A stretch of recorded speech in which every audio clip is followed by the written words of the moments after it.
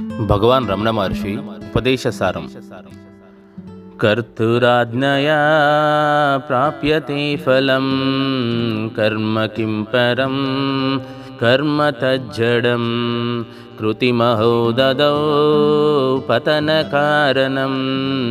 फलमशाश्वतं गतिनिरोधकम् ईश्वरार्पितं नेच्छया कृतं चित्तशोधकं मुक्तिसाधकं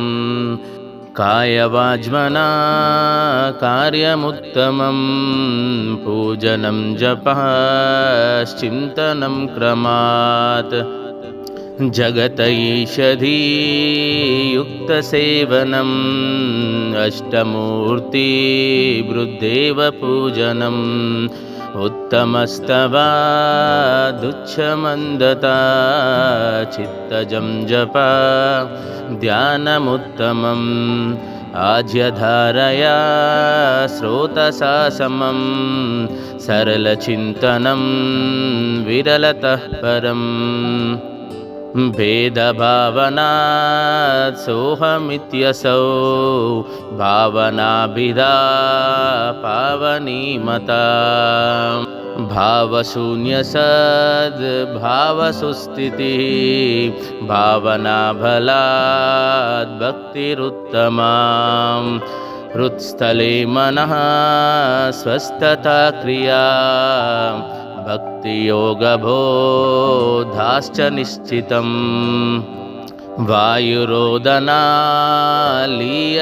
मना जालपक्षिवद्रोदसाधनम्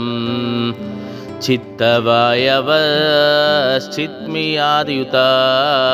शाकयोर्ध्ययी शक्तिमूलका लयविनाशने उभयरोधने लयगतं पुनर्भवति नोऽमृतं प्राणबन्धनालीनमानसम् एकचिन्तनानाशमेत्यधा नष्टमानसोत्कृष्टयोगिना कृत्यमस्ति किं स्वस्तितिं यथा दृश्यवारितं चित्तमात्मनः चित्वदर्शनं तत्त्वदर्शनं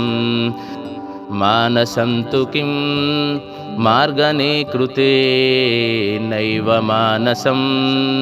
मार्गार्जवात् वृत्तयस्त्वहं वृत्तिमाश्रिता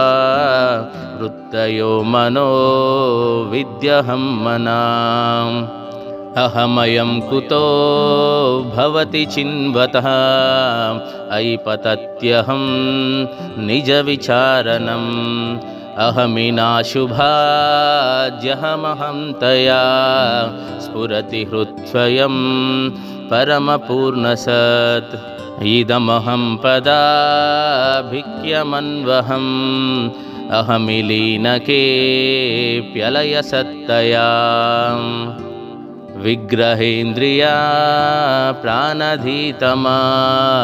नाहमेकसत्तज्जडं ह्यसत् सत्त्वभासिका चित्त्ववेतरा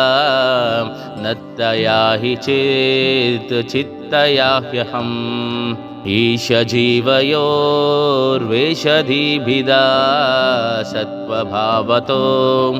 वस्तु केवलम् वेषहानता स्वात्मदर्शनम् ईशदर्शनं स्वात्मरूपतः आत्मसंस्थिता स्वात्मदर्शनम् आत्मनिर्भयादात्मनिष्ठया ज्ञानवर्जिता ज्ञानहीनचेत् ज्ञानमस्ति किं ज्ञातुमन्तरम् किं स्वरूपमित्यात्मदर्शने अव्यया भवा पूर्णचित्सुखम् बन्धमुक्त्यतीतं परं सुखं विन्दति ह जीवस्तु दैविका अहमुपेतकं निजविभानकं महदिदं तपो रमणभागियम्। ओम नमो नारायण। ओम नमः शिवाय।